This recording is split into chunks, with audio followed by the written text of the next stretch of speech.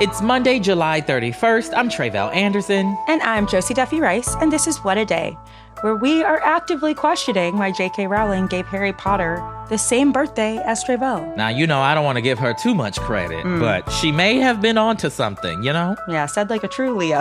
And that is a birthday compliment. On today's show, Russia's military says it shot down 3 Ukrainian drones over Moscow. Plus, Cardi B responded to a concert goer throwing a drink at her in just the way you'd expect. But first, you may have heard from our friends at Vote Save America that there are no off years, and 2023 is living up to that. As the month of July comes to a close, we wanted to put the spotlight on a special election that's coming up in Ohio. On Tuesday, August 8th, voters in the Buckeye State will head to the polls to decide on a ballot measure known as Issue 1, which will ultimately affect whether Ohioans can enshrine abortion rights protections within the state's constitution. In a nutshell, Issue 1 would make it harder to change or amend Ohio's constitution. Right now, it takes just 50% of voters plus 1 vote to pass a new constitutional amendment. But if Issue 1 succeeds, it would raise that threshold and make it more difficult to put measures like these on the ballot. I do not like the sound of any of this at all. Not feeling democratic to me. Right? But tell us, how exactly does this tie into abortion rights? Yeah, it's a good question, and our co-host, Priyanka Arabindi, recently talked to Crooked's VP of Politics, Shaniqua McClendon, to get a better picture of what's going on here. So take a listen to their conversation. So what I want to talk to you about is this upcoming election. The people of Ohio are heading to the polls on August 8th to vote on a ballot measure called Issue 1. I wanted to ask you a little bit more about Issue 1. What exactly is included in this, and why is this so important? Democrats have, or progressives, I should say, or people who think people should have access to abortion, have successfully gotten a ballot initiative on the November ballot that will put abortion access in Ohio's constitution. So that's a good thing. But what we saw last year there were several ballot measures on ballots throughout the country in red states that actually, depending on what they said, it was either to make abortion access less accessible or more accessible. But all of those went in progressives' favor last year. Right. And so Republicans know that despite how red their state is, there are people on both sides in both parties who want to protect abortion access. So progressives were able to get this on the ballot in November. So Republicans decided to try to put a roadblock in the way, which is the ballot measure that is taking place on August 8th. That ballot measure, what it will do right now in Ohio, if you get a ballot measure on the ballot, voters vote. If it gets, more than half of the votes, then it's passed and it's passed into law. Right. Republicans are trying to raise that threshold from 50% to 60%, saying now you need 60% of the vote if you want to pass a ballot measure, which if this ballot measure passes on August 8th, that means the November ballot initiative that would protect abortion in the Constitution would go from needing a 50% threshold to a 60% threshold. And guess what support for the November ballot initiative is roughly around 60%. Oh, God. Yeah. So that's why it's important, and that's everything that's going on. Okay, so what does, I think the verbiage of these ballot measures is very important, as you highlighted. It's not always like a yes is good and no is bad. What does a yes or a no vote mean specifically on Issue 1? I don't want people to kind of get tripped up on the semantics here. Like, what side are we on? So in this situation, on August 8th for Issue 1, voting yes means that you do want to raise the threshold to 60% to pass future ballot measures. Got it. And that means in November, it will be harder to pass protections for abortion. So you want to vote no, not to raise that threshold and maintain it at 50%. Got it. So we're team no, totally understand. I suppose we can imagine here, but who have been like the biggest supporters and opponents of Issue 1 here? Who are the people who are trying to get this raised, and who are the people who are like, this does not sound like what we signed up for? I mean, this is kind of running along partisan lines, especially because this exists only to stop the ballot measure at the end of the year that would protect abortion access. Right. Republicans actually got rid of August elections because turnout was so low. And that was earlier this year. And then once Democrats said, we're going to work on this abortion measure, they completely reversed course and put an August ballot measure. That kind of tells you where it is. But generally, people who are interested in protecting abortion access are trying to make sure that this ballot measure does not pass. And Republicans who want to make sure that it's harder to protect abortion access because they know people support it are for raising the threshold right now. And this has implications beyond just the ballot measure that we see coming at the end of the year. It means that unlike our normal elections where, if you have two candidates, the person who gets the most wins, now we're, raising the bar and making it even harder to pass some of these laws. And that just means that the things that people want, it doesn't take a simple majority. Now you have to get a lot more people to support these things. Right. What is expected to happen here? What does the polling look like so far? Is this something we need to be really worried about? How are you feeling? I would never tell people not to worry about tricks that a Republican, legislature is trying to pull. But typically, voter turnout in these August elections have been around 8%, which is why Republicans initially said we don't need to have elections now. Enough people are not participating. But early voting has already surpassed that 8% mark, and it's already surpassed early voting for 2022. Wow. So, people are paying attention. And again, people who want to protect abortion access, which we've seen in places like Kansas and Kentucky, are not just Democrats, because there's not enough Democrats in those states to do it, are paying attention and working hard to make sure that the threshold remains at 50%. Got it. Is there anything that Ohio voters need to know in advance? I know August 8th is rapidly approaching. When do they have to be registered by? If you're interested in voting, you're not quite sure if you're registered and all set up. What do you need to know if you're in Ohio? People should know that voting has already started. They should go out to their polling location and cast their vote. And so, the actual election is on August 8th, and they have a little bit more time in early voting to participate. But if you want more information on what you need to do to vote, if you live in Ohio, you should go to votesaveamerica.com/Ohio, and you can get the information you need to vote. And if you are just interested in helping and you don't live in Ohio and you want to donate to these efforts or you want to volunteer, you can also go to votesaveamerica.com/Ohio and find information there to do that as well. That was What a Day co-host Priyanka Arabendi with Shaniqua McClendon, Crooked's Vice President of Politics. And we also want to mention that shortly after we recorded that conversation, Ohio Republicans filed a new lawsuit to try to block the abortion rights measure in November. By the way, Ohio Secretary of State already gave the amendment the green light to appear on the ballot last week. So this is what we like to call a last-ditch effort. Essentially, they argue that the abortion amendment does not specify which existing laws would be rolled back if it passes. It's not like a stellar legal argument for a lot of reasons, including laws are willy-nilly, man, and nobody knows the answer to that question for basically anything. But here we are. They're doing what they can, and it's not a lot, but they're doing what they can. We will, of course, bring you any updates on the story as we get them and link to some resources in our show notes. In the meantime, that is the latest for now. We will be back after some ads.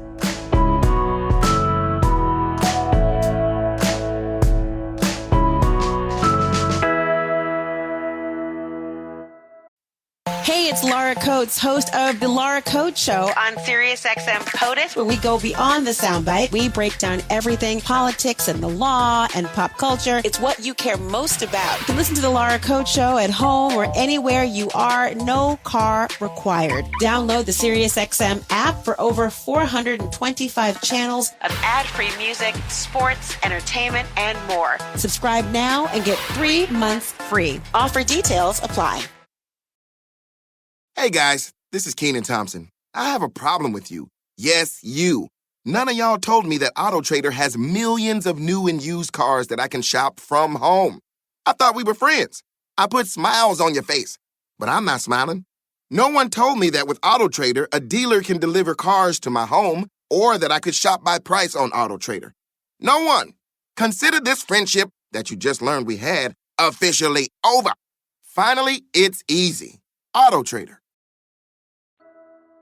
Meiomi is a big, full-flavored wine, perfect for the moments in life when we're living most fully. Meiomi uses the best that coastal California has to offer, creating Pinot Noir, Cabernet Sauvignon, Chardonnay, Red Blend, and Meiomi Bright, a lower-alcohol Pinot Noir. Full flavor, fully captivating. Discover Meiomi's unrivaled taste at shopmeiomi.com. That's shop, MEIOMI.com to find our wines at a store near you. Meiomi, to the fullest. Please enjoy responsibly. Meiomi Wines of Campo, California. Now let's wrap up with some headlines. Headlines. Russia's defense ministry said that its forces brought down 3 drones that were headed to strike Moscow. 2 of the drones crashed into and damaged a pair of office buildings, and 1 person was reported injured. Yesterday's attack was the 4th such incident in the Russian capital in just the past month, which the Kremlin has blamed on the Ukrainian government. And while Kyiv hasn't directly confirmed this or previous drone strikes within Russia, Ukrainian President Volodymyr Zelensky noted in his nightly national address on Sunday that, quote, "The war is gradually returning to Russia's territory, and this is an inevitable, natural, and absolutely fair process." Gotta say, don't really feel like Putin gets to complain that people are entering his territory, especially Ukrainian people. You started it. Right. Started it. If he hadn't started it, we wouldn't have been here. Right. We wouldn't be here, boo-boo. Over a year later, you know? Right. Ay. At least 44 people were killed and nearly 200 others were hurt after a suicide bomber attacked a political convention in northwestern Pakistan yesterday. It happened in a region close to the border with Afghanistan and appeared to target members of the country's Islamist political party, the JUIF. Police said the attack happened near the convention stage, close to where senior party officials were gathered. As of our record time on Sunday evening, no one has claimed responsibility for the attack, though investigators suspect it may have been carried out by the Islamic State group.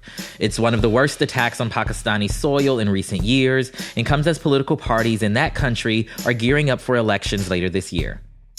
Carlos de Oliveira, the Mar-a-Lago property manager who is now the 3rd person charged in connection with Donald Trump's classified documents case, is set to appear in federal court in Miami later today. Prosecutors allege that he helped move boxes of documents and even asked an IT worker to delete recordings of security video at Trump's resort after the Justice Department issued a subpoena for it last year. We don't know much about de Oliveira, except that he doesn't appear to be part of Trump's inner circle. CNN and other outlets have reported that he was involved in a strange incident last summer where a drained pool at Mar-a-Lago ended up flooding the room where surveillance video servers were kept. However, that incident was not brought up in Thursday's superseding indictment, which added de Oliveira as a defendant and tacked on new charges against Trump and his longtime aide, Walter Nauta. Look, it's tough when you work for the former president. The former president says, do this, it's cool. You probably assume it's cool. Then again, you work for Donald Trump, so maybe your judgment has been compromised along the way. But, You know. And finally, consider this a textbook case of fucking around and finding out. On Saturday, rapper Cardi B struck back against an audience member in Las Vegas who threw a drink at her during a performance of her 2018 hit, Bodak Yellow. Keeping with the spirit of that iconic track, which is all about hitting back at haters, Cardi responded by chucking her microphone at the drink thrower. Now, I don't know what folks were expecting here, but it seems like an appropriate response to me, but what do I know? Using your judgment when making decisions is very important, and I can think of very few people I'm less likely to throw water at than Cardi B. Listen, I am right there with you. Videos of the exchange from different angles have been making the rounds on social media, though it's not clear if Cardi's mic actually hit anyone. It is, however, the latest in a string of incidents where performers have been hit by things thrown at them by concert goers. Singer BB Rexha needed stitches after she was struck in the face by a cell phone while performing in New York City last month, and Harry Styles was smacked by objects at least twice while on tour this summer. Of course, we here at WAD do not condone violence against anyone, but really, people, do not pick a fight with someone who is both ambidextrous and has good aim. Just ask Nicki Minaj. Just ask Nicki Minaj. When you throw the first hit, you can't get mad that you get hit back, okay? Some of these rappers might be playing around. Listen, Cardi B is from the streets, as they say. Right. Now, some of y'all's favorite internet rappers these days may be faking it and just playing along. In the words of, the great songwriters Crime Mob, run up, get done up. Correct. And here we are. And here we are. Don't do this. Yeah, just don't, y'all. Just don't. Don't. And those are the headlines. One more thing before we go. If your summer goals include fighting for bodily autonomy, reversing dumb book bans, and rooting for orcas to take down yachts, you might as well let everyone know, and we can help you out with that. Check out some of the new additions to the Crooked store. We have tees, stickers, magnets, and tote bags to show the world where you stand. Plus, a portion of each sale helps support organizations doing incredible work across the United States. Head over to crooked.com/store to shop now. That is all for today. If you like the show, make sure you subscribe, leave a review, keep your drink to yourself, and tell your friends to listen. And if you are into reading and not just Mar-a-Lago security camera logs like me, What A Day is also a nightly newsletter. Check it out and subscribe at crooked.com/subscribe. I'm Tre'vell Anderson. I'm Josie Duffy Rice. And it's Leo season, baby. Listen, that means I'm celebrating all month long. You will deal with it, and you will be happy. I'm ready, and today may be your birthday. Happy birthday. We love you. But I will continue to celebrate you through the month of August. As you should. Period. Period.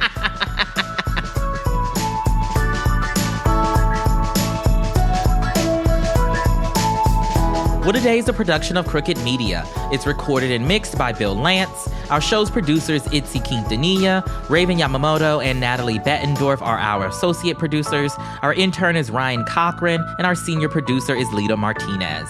Our theme music is by Colin Gilliard and Kashaka.